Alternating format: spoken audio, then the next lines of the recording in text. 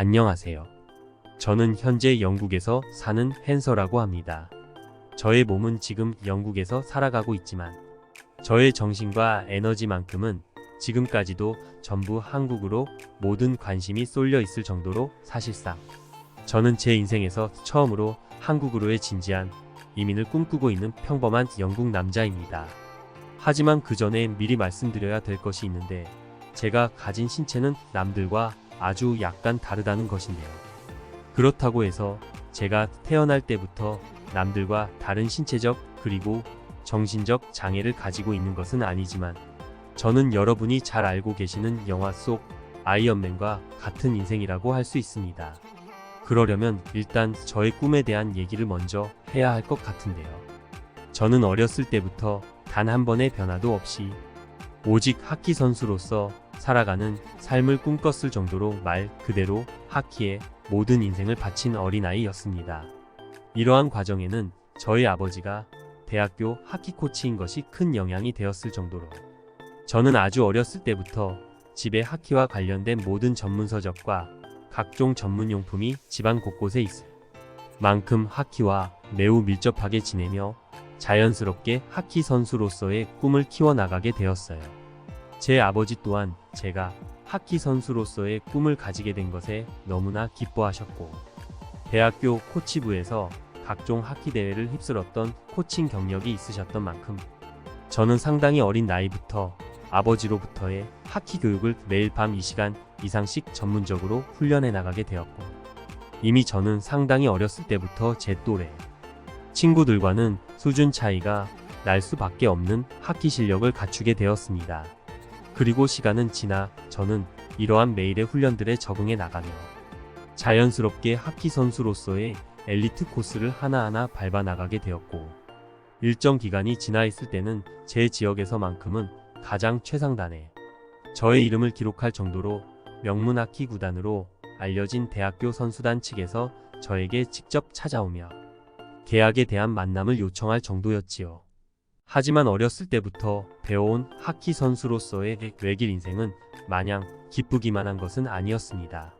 너무 어린 나이일 때부터 제 꿈은 하키 선수라는 한정된 길목 안에서 바쁘게 살아가고 있었기에 저는 학교 생활과 하키 훈련을 제외한다면 아무것도 남은 것이 없는 빈 깡통과 같은 인생을 살아가고 있었기 때문이에요.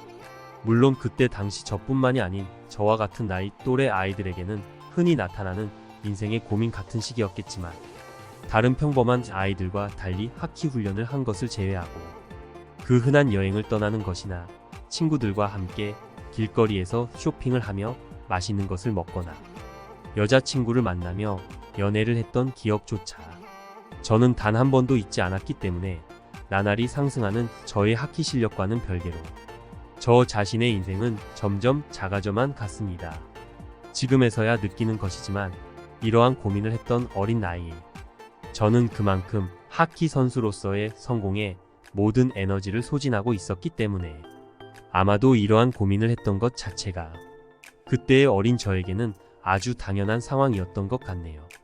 그리고 이러한 인생의 고민과 번아웃 증상은 저를 점점 하키에 대한 열정이 떨어지게 하였고 이윽고 저는 매일 밤 단 한 번도 빼먹지 않고 진행했던 아버지와의 하키 훈련도 몸이 안 좋다는 거짓말을 하고 몇 번씩 빼먹을 정도로 저는 점점 하키 자체가 싫어지게 되었습니다.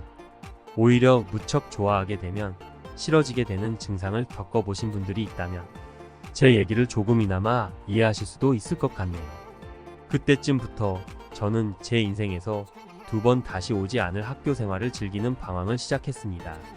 매일 운동만 하던 저에게는 다른 사람들에게는 평범하게 느껴지는 일상적인 생활들이 엄청난 자극이 되었고 저는 점점 이러한 생활에 빠져들수록 하키는 저의 인생에서 뒷순위로 미루게 되었어요.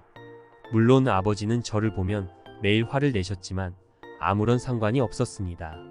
이미 제 나이 또래에는 저보다 하키를 잘하는 선수가 없었고 조금 놀다가 하키채를 잡아도 저를 따라올 사람은 없다고 생각할 정도였으니까요. 하지만 이때까지도 알지 못했습니다.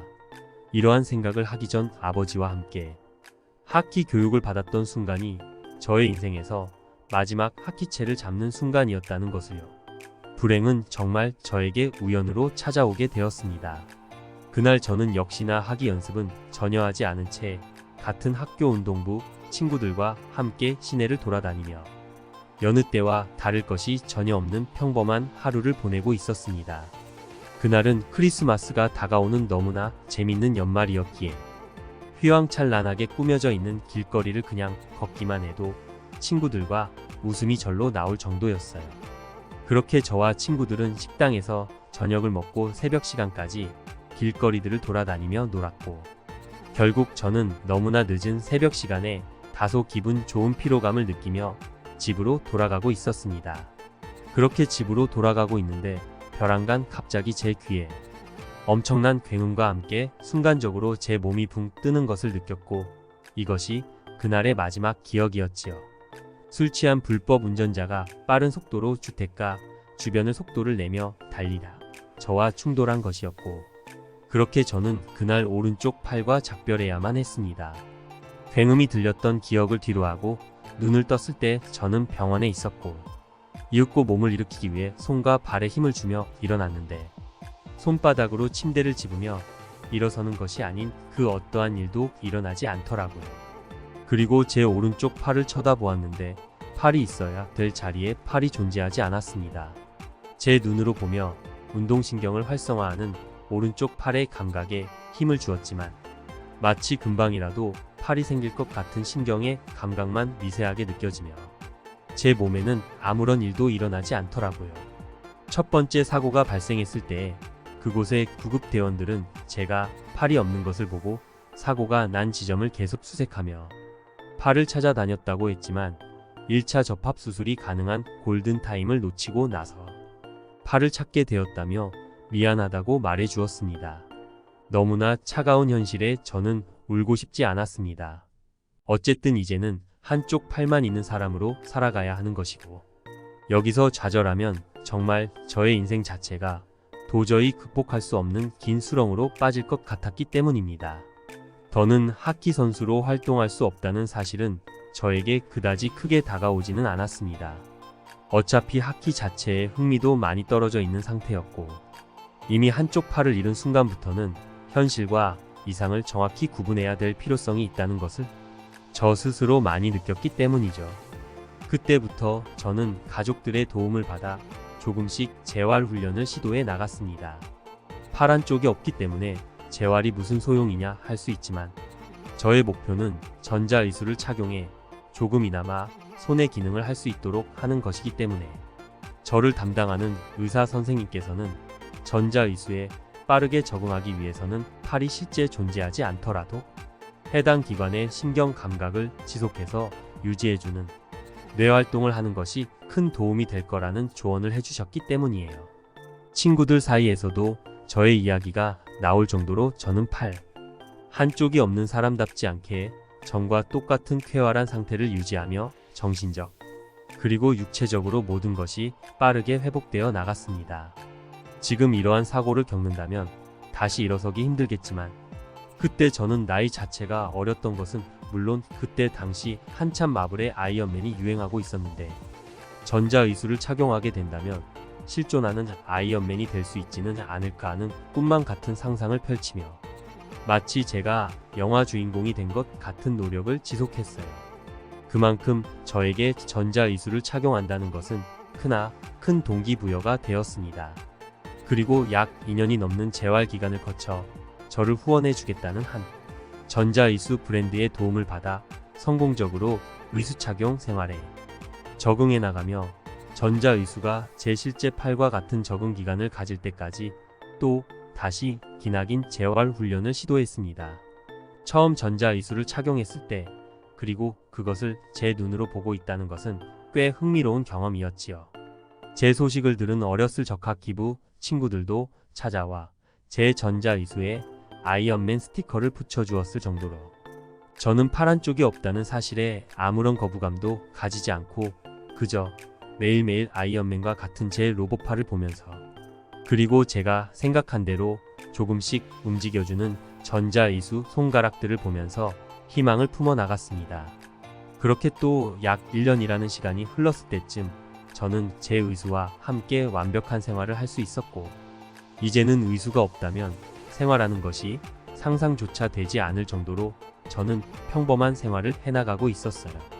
하지만 한 가지 좋지 않았던 소식은 정상적인 가동 범위를 보여주던 유일한 왼쪽 팔이 어느샌가부터 제대로 움직여지지 않았다는 사실인데, 담당 의사는 저에게 하나의 후유증처럼 왼쪽 팔에도 이제서야 증상이 나타나고 있는 것이라며 조금 시간이 지난다면 회복될 수 있으나 자신도 장담하지는 못할 거라는 씁쓸한 소식을 전해주었어요. 하지만 어쩔 도리가 없었습니다. 받아들이지 못한다면 저에게는 손해이기 때문이죠. 그때쯤 저의 최대 취미는 제 전자의수와 비슷한 외형을 가진 제가 제일 좋아하는 영화 캐릭터 아이언맨이 개봉하는 마블의 영화들을 보러 다니는 것이었습니다. 그렇게 저는 또 다시 개봉하는 아이언맨 시리즈의 영화를 제일 첫 번째로 보기 위해 개봉만을 기다리고 있었는데, 매우 특이하게도 이번 시리즈는 전 세계에서 최초 개봉을 제일 첫 번째로 시도하는 곳이 바로 한국이더라고요.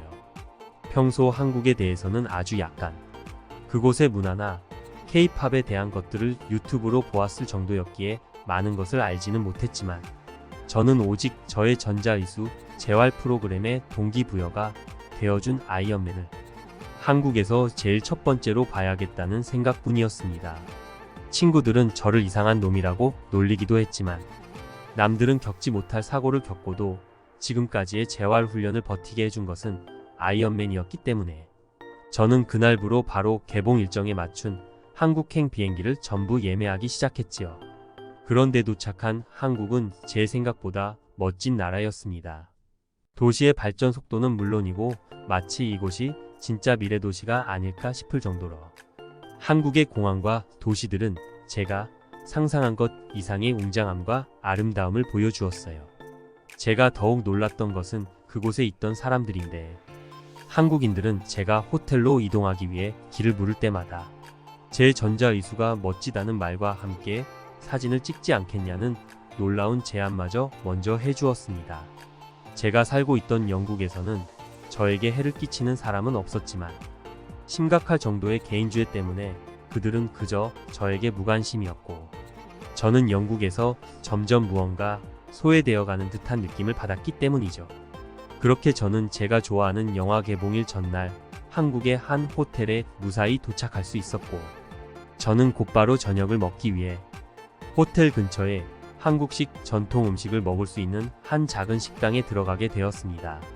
한국에 오기 전에는 오직 영화를 보겠다는 목표밖에 없었지만, 도착한 한국은 제가 살던 영국과는 비교가 안 될 정도로 행복했고, 그곳에 있는 한국인들 또한 아주 좋았기 때문에 일정에 없던 전통 식당을 찾아가게 된 일정이었어요. 그런데 그 식당에서 저는 인생에서 처음으로 엄청난 당황을 하는 위기를 맞이하게 되었습니다. 본격적인 음식이 나오기 전 물을 따르기 위해 의수로 물병을 집었는데, 식탁에서는 아무런 일도 일어나지 않았기 때문이에요. 그것은 제가 의수를 착용하고 처음 있는 기계적 오류였습니다. 이미 한국에 도착하고 나서 한 카페에서도 제 의수의 배터리를 충전했기 때문에 배터리 문제는 전혀 아니었고, 그것은 정말 기계적 오류라는 제 인생 최대의 위기를 저는 영국도 아닌 한국에서 맞이하게 된 것이죠. 저는 식은땀이 흐르게 되었고, 왼쪽 팔로 물을 따르려고 했지만 움직이기만 할 뿐 세부적인 손가락의 움직임에는 무리가 있었습니다. 그렇게 저는 나오는 음식들을 보면서 아무런 행동도 하지 못하고 있었는데, 그곳의 한국인 할머니께서 저를 보더니 무슨 문제가 있는지 묻더군요. 저는 지금까지 휴대전화기 통역을 이용해 대화를 시도했기에 제대로 된 한국어를 말하지 못했는데, 그 한국인 할머니께서는 제 의수를 보더니 무슨 말을 하시며 그 의수 때문이냐고 묻는 듯한 단어를 반복하셨습니다.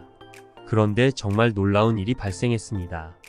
그 할머니께서는 갑자기 가게 안쪽 계산대로 들어가시더니 한 장의 앞치마를 제 목에 둘러주셨고, 제 눈앞에 있던 한국 음식들을 하나하나 직접 한국의 전통 수저들을 이용해 제 입에 넣어주셨어요.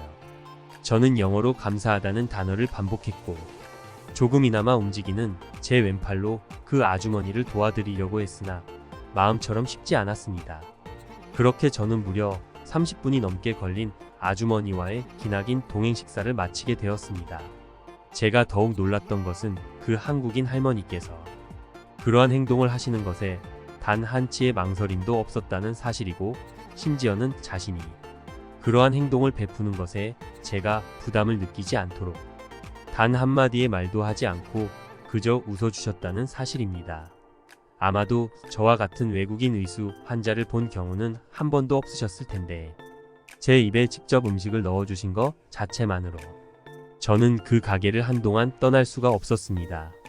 제가 표현할 수 있는 것은 제 왼쪽 팔을 조금씩 움직이는 것과 영어로 감사를 표현하는 방법밖에는 없었지요. 저의 인생에서 가장 긴 식사 시간을 마쳤을 때 그 한국인 아주머니는 현금인지 카드인지 물었고, 이윽고 저는 제 눈으로 지갑이 있는 위치를 알려드렸어요. 이러한 모든 기적과도 같은 순간은 정말 아무런 예고도 없이 찾아왔기에 저는 그저 감사하다는 말만을 바보처럼 반복하는 것 밖에는 하지 못했습니다. 손을 움직여 악수도 할 수 없었고 사진도 찍을 수 없었지만, 그 한국인 할머니는 그저 평범한 손님을 대하듯 아주 자연스럽게 저에게 마지막으로 물을 먹여주시고는 땡큐라는 말을 해주셨습니다. 이렇게 제 인생에서 가장 긴 식사 시간은 이름도 모를 한국인 아주머니로 인해 제 인생에서 제일 긴 행복의 순간으로 남아 있습니다.